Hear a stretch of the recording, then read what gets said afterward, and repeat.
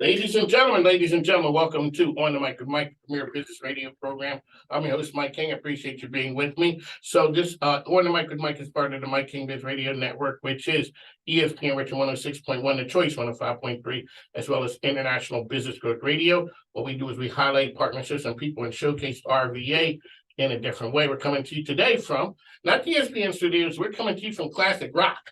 So it is, and one of the reasons we're in the move. So On the Mic with Mike, the program is growing. So make sure you take a listen to our sponsors and advertisers because the microphone ain't free. Plus, my grandkids need stuff. So make sure you go ahead and check them out there. We're trying to do business that uplifts the community and showcases RV, like I said, in a better way. We are the only business radio program on a daily basis. So today we got a good friend from Red Orange Studio. So welcome to the program, folks. Thank you. All righty. So as I always say, it's a business show. Tell us who you are and what you do. So my name is Susie Fife. I own Red Orange Studio, and we're a creative agency that's been around almost 18 years. And we work a lot with companies that have marketing directors that want to really carry through their brand and their marketing across different platforms. All righty, Andre. Yeah, so if you funnel down to me, I'm Andre Johnson, and I work with Red Orange as creative director. I lead our creative team, and every creative that comes out the door, I will typically see, approve, or make comment on. Susie, let's talk about the business environments. We come through COVID, people change, everybody's talking about pivoting. Sort of like in the rear view mirror now.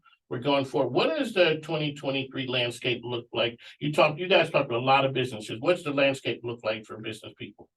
Well, I think it's a great opportunity for creatives because everybody's looking for creative ways to not just run their business, but collaborate with others. You see collaboration a lot more. So one of the ways that we've looked to kind of shift a little bit internally, I'm seeing it also with some of my partners and some of my clients. And that's where we've got a lot more of our teammates work remotely. We've got 4 or 5 employees in Virginia Beach. Sometimes even the Richmond people don't come into the office. But what we did beginning of last year is we purchased office building it's kind of a house / building in the north side. And so we are going to be launching a co-working space for creatives and other people to just be able to pop in and out. And of course, we've got a lot of that here, but we wanted to be able to provide a space that just cultivates that creativity. And yeah, it's been fun to kind of see some of the businesses that are some of our co-working teammates there and hear that they are looking for that sort of collaboration with other companies. And just in general, I think that the collaboration is a big component. What did you learn coming through when you came through the pandemic? You've been around for a while. What did you learn coming through the pandemic that you came on the other side and said, wow? When a while back, I talked to the CEO of Elephant Insurance and I asked him the same question.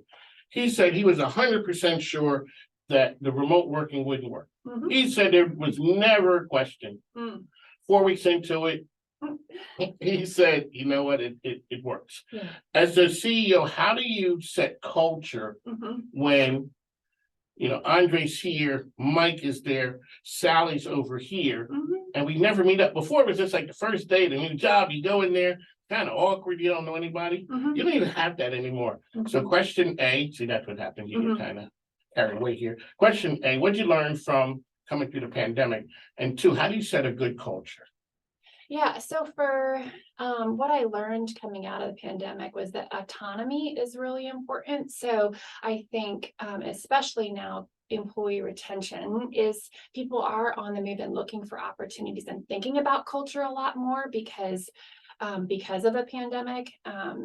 So I think autonomy was something I learned that's really important, giving flexibility to teammates. I learned that it's so important for me. I mean, I think as a business owner, I created my business so I could have autonomy and so I could move around, pick up kids.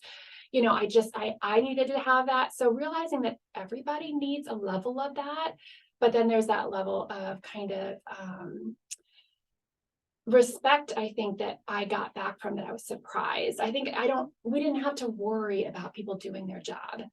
When we hired the right people, put them in the right role, and then gave them that autonomy, I think our efficiency improved, even though we weren't in the office. So I think for me, that was a big aha. And the second was transparency. For me as a I'm relatively enough like a transparent person, but I think there was sort of this level I didn't give of myself to my team because I was the leader. But I think COVID just kind of shut that all down. I mean, they're seeing me with my kids behind me in my office. It's messy. I mean, like, so I brought that back in, whether we are in-person brainstorming or we're using tools that are available to us to brainstorm remotely.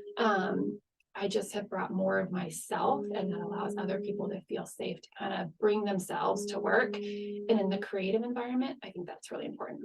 One of Mike here, Susie, Andre is here with us.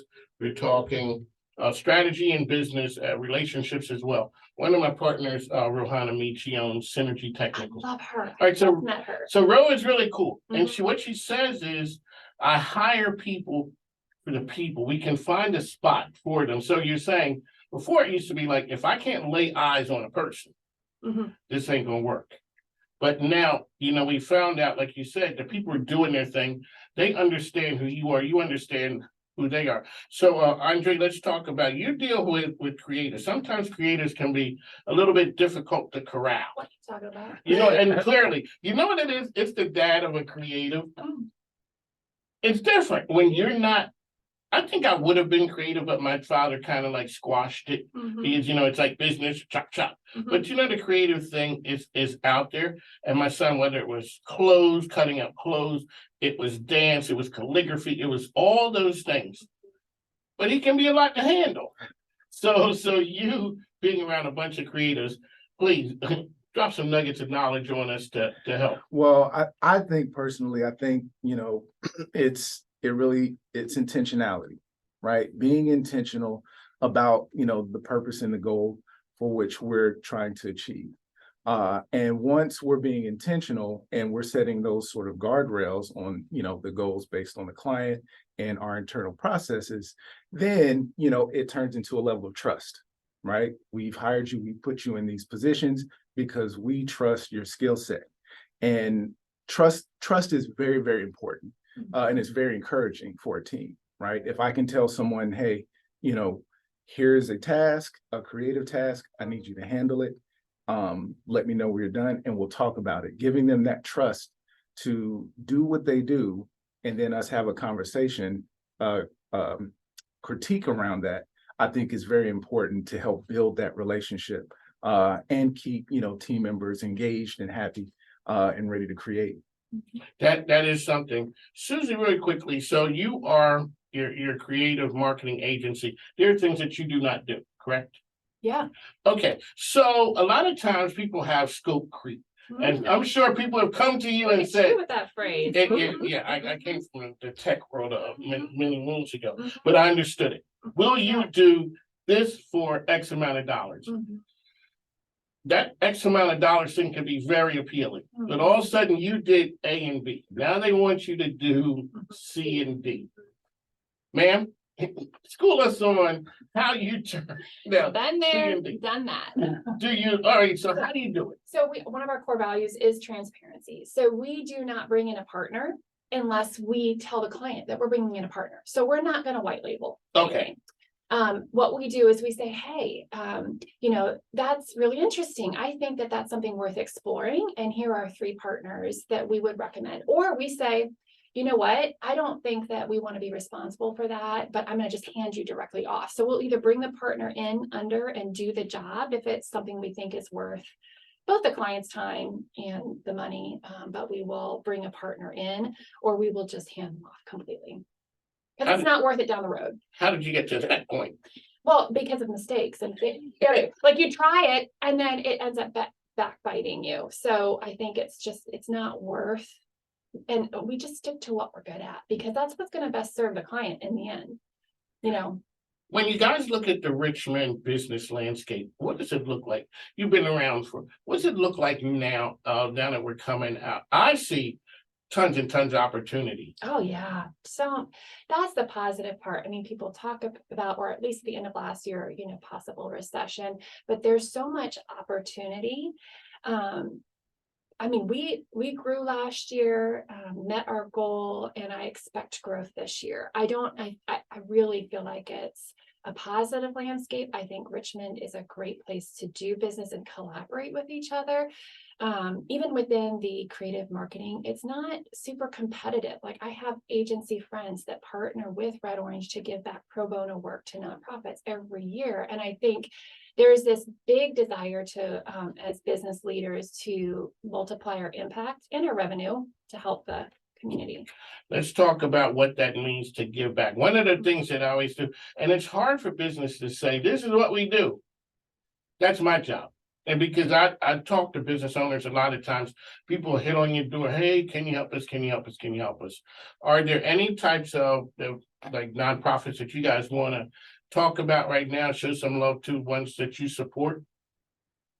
I mean, I'd love to shout out some of our nonprofit clients. There you go. Now's the time. Yeah, I think the Doorways is really doing a great job of serving people who have kids or family members in the hospital, but they don't have a place to stay, even if it's outpatient. So they work a lot with the Children's Hospital.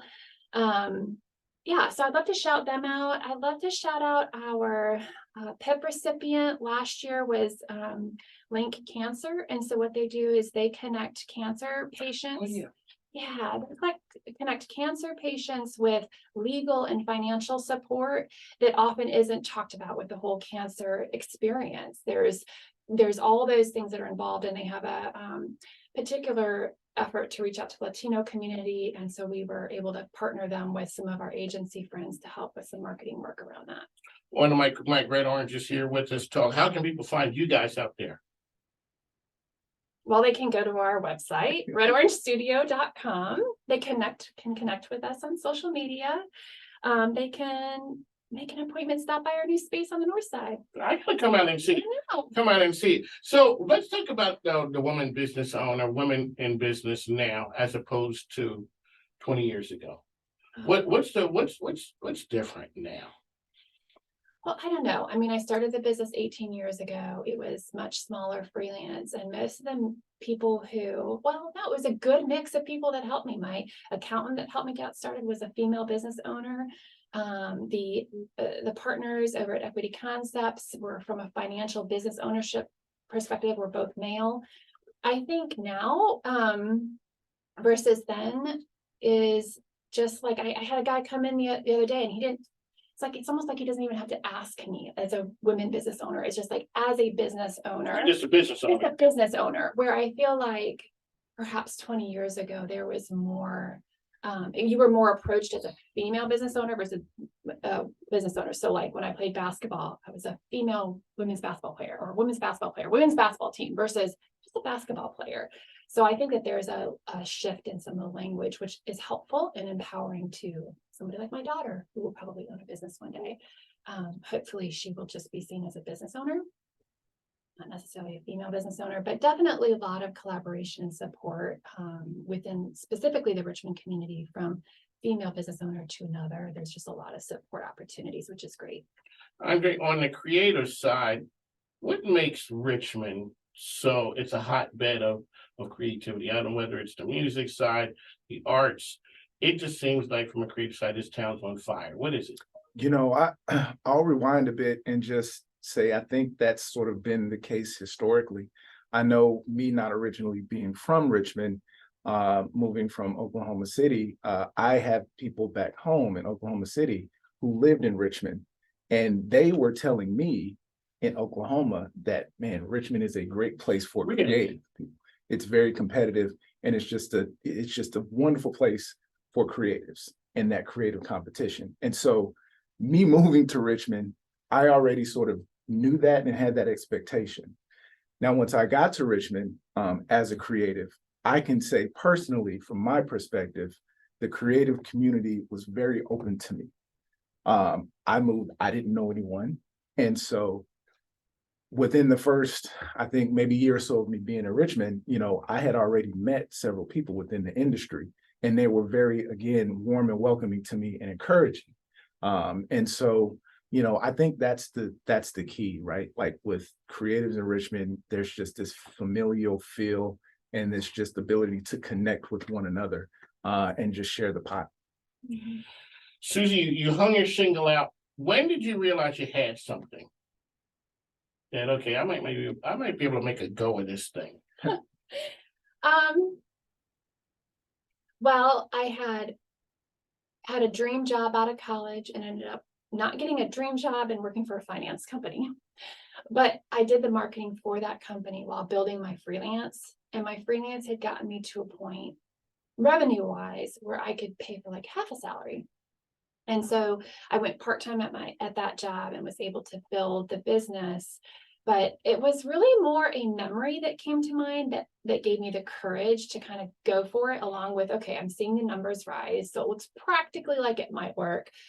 But then I hadn't thought of this memory until this moment since I was a child, but I remembered how I would draw. I did a lot of drawing, but I took it to my dad's office and I made copies, and then I went door to door and sold them as coloring books. Oh, no, that's straight hustling. Oh, no, right? That's a good. So, the whole imposter syndrome, I'm like, okay, I'm a creative, but am I a business person? That memory just came to mind. And I really felt like, okay, I think I can do this because it's kind of been a part of, like, if it was that a part of me as a young kid, I'm pretty sure I can give it a go now. So we had a conversation a while back about your sneaker game. Yeah. Yes. Okay. And I told you my sneaker game is lacking. It's not even serious. But let's talk about, so you have some orange Air These are Jordan 1s. Jordan 1s. And I Yes. am learning. I am learning from my teenage kids.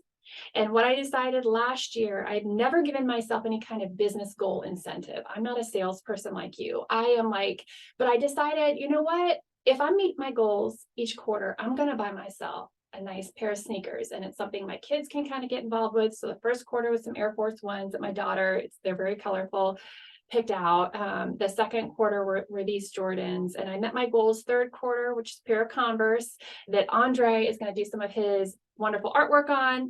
And Oh, you're that guy? I'm that guy. he can do artwork on all type of things, and I love his style. So that's my third quarter now. We met our goal for the fourth quarter, and I haven't decided what I should get for my fourth quarter shoe. So if you have ideas, I'm open to them. You definitely don't have ideas. If your listeners who are more into sneakers have ideas, I would love to just give let me get it. Let me get the shoe for my fourth quarter, because it was a big goal we hit. So can I say something? I want to insert here, that as it relates to a business owner and having a team, that's very cool. And it's very important to have that transparency and to be open with that so that we can see that and be like, man, yeah, those That's sound cool. right. When you show up, I'm looking like, they look like creators. You like to look the part. Yeah, look like creators. And it's and especially as the owner of the company, right, to be able to have that sort of connection and to see, that Susie is really into sneakers and trying to learn and increase that sneaker game. It's a nice wrinkle just as an employee to be able to have those conversations outside of just the normal day-to-day client talk and creative talk. So you guys are on the front lines of coolness. Oh, Mike, that means a lot. Maybe your kids may not think so. I understand. Yeah. But I think the key is being a learner. You can't say, you might say, no, you're not a sneakhead, but why not learn? Or something that, I always used to say, I'm not a plant person. And I just decided one day, I'm like, I don't want to say I'm not something. If I want to learn something and become a plant person, I can. I don't really want to, but I did kind of want to learn about sneakers because it helps me relate to my teenage kids. Certain people are on the cutting edge of coolness. I would guess that both of you are Mac people, Apple folks. Oh yeah. Right. 100% confidence. Yes. Yes. You guys are, so both my sons are that way. Both you guys are very loud and proud.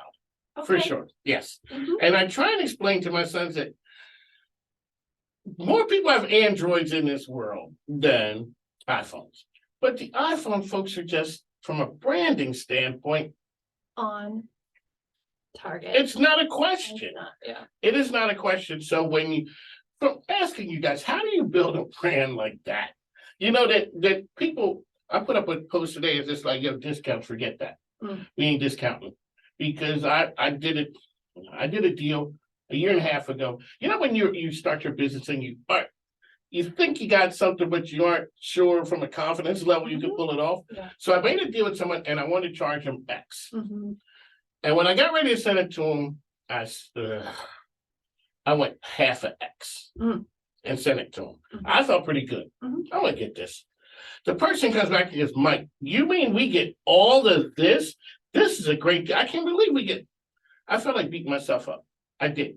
And that was a point I learned, like, okay, the world doesn't see me like I see me. Like, I'm trying to pull this off right here and really, but the world doesn't. How do you build a person, a brand that not just stands the test of time, but people really want to be associated with that? I think it's like like a brand is a company's personality. So it comes from the inside out. So if I want people to value me outwardly, I have to inside value myself.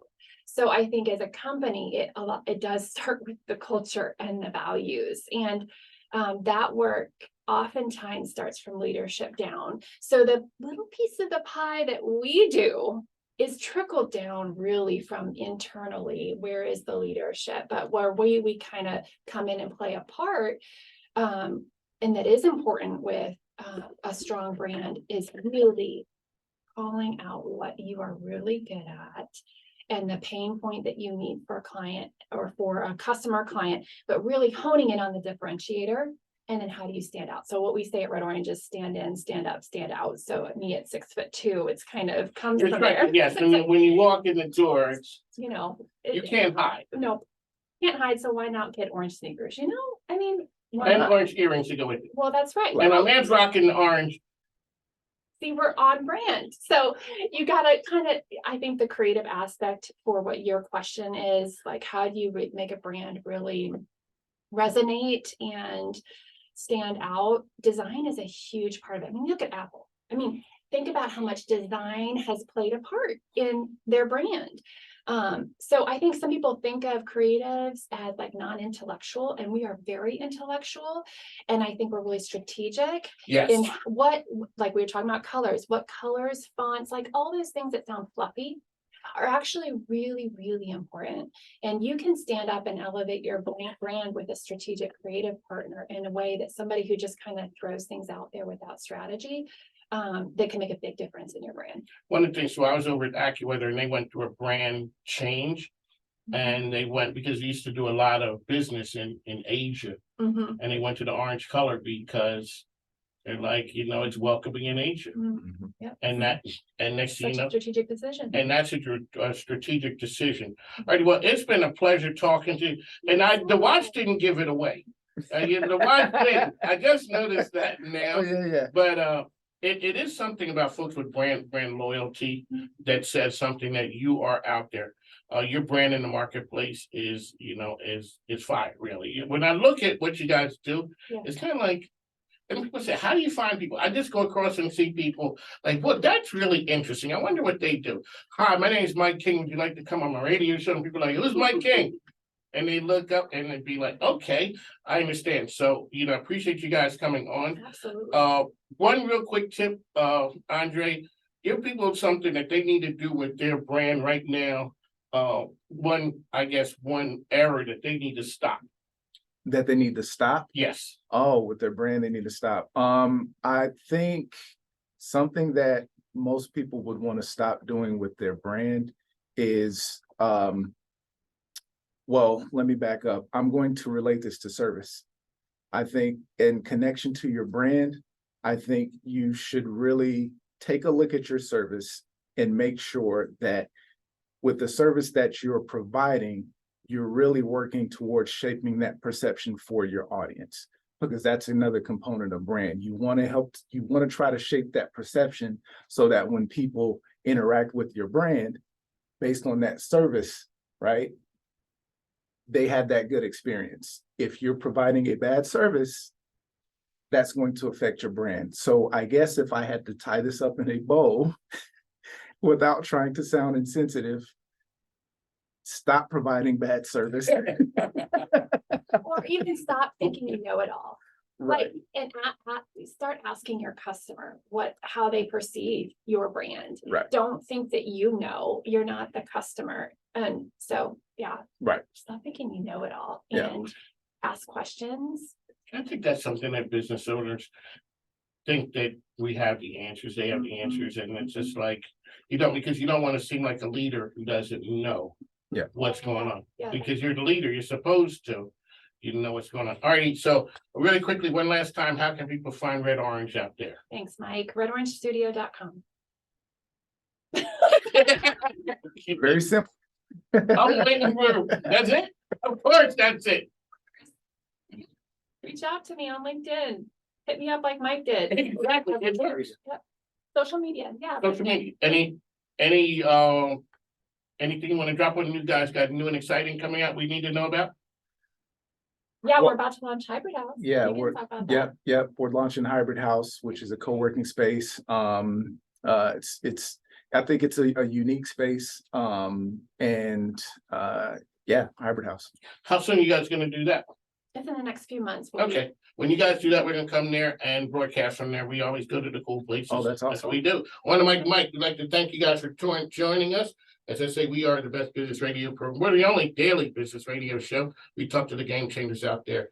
It's my pleasure, Mike King, as I always say, make sure you support our sponsors and advertisers because the microphone ain't free. Plus my grandkids do need stuff. So make sure that's the disclaimer that comes from my wife. Like Yeah, sneakers. Yeah, something like thanks, that. yeah, like sneakers and iPads and whatever those things that cool people have. All right, on the mic with Mike, we'll talk to you soon.